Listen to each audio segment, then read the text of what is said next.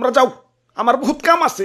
আমার আবার চাকরির আবেদনের বয়স বাড়িয়ে আমার ডেট ওভার কাস্টমার আবার বেকান্ত হইব। তোমাকে মতো বেকার হয়ে থাকলে না, ইনকাম বাড়াইতে হইব।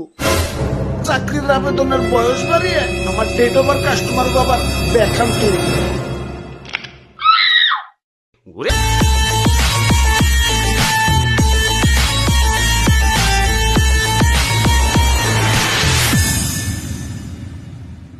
ওই আমি হইলাম এই সার্কুলার অফিসের সার্কুলার ম্যান।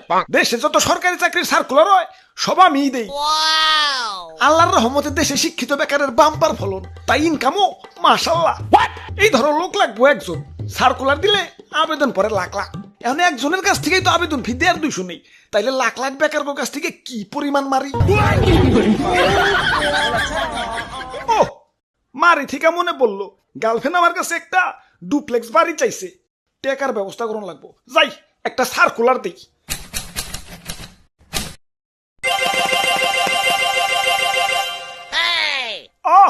টেকাই টেকা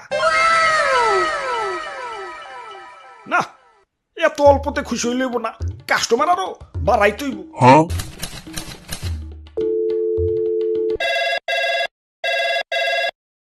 হ্যালো শিক্ষা বোর্ড, তোমরা প্রোডাকশন এত দুর্বল কে? শিক্ষার হার বাড়াও।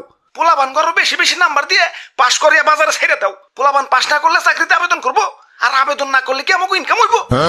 গতবার 23% ফেল দিছো, এই 23% ফেল মানে কি জানো? 23% কাস্টমার হারানো। বাড়াও, পাশের হার বাড়াও। ইয়ে স্যার, সবাইরে পাশ দিলে তো পোলাপান শুধু নামে শিক্ষিত হইব, কাজে তো শিক্ষিত হইব না। কাজে তো শিক্ষিত বানান যাব না, নামে শিক্ষিত বানাইতে হইব। কাজে শিক্ষিত হইলে তো ওরা ব্যবসা বাণিজ্য করে বড় বড় মিল ফ্যাক্টরি খাড়া করে ফেলাইব। পরে ওরা নিজেরা তো জব অ্যাপ্লাই করবোই না, অন্যদের অ্যাপ্লাই করতে দিব না, নিজেরাই চাকরিতে নিয়ে নিব। তুমি দেখতাছি মি আমার ব্যবসা বন্ধ করবার খারাইছ। তোমার শিক্ষা বোর্ডে ভয়ছে কারা? পোলাপান গো এমন ভাবে শিক্ষিত বানাইতে হইব যাতে ওরা সরকারি চাকরির আবেদনের যোগ্যতা ছাড়া আর কোনো কিছুর যোগ্যতা না থাকে। আমাদের এমন এমন গোল্ডেন কাস্টমার দরকার যারা কিনা 30-32 বছর বয়স পর্যন্ত নিরলস ভাবে জব অ্যাপ্লাই করে আমাদের উন্নয়ন ঘটাবে। স্যার, এমন গোল্ডেন কাস্টমার পাওয়া কি এত সম্ভব? সম্ভব, শুধু সরকারি চাকরির ব্র্যান্ড ভ্যালু বাড়াইতে হইব।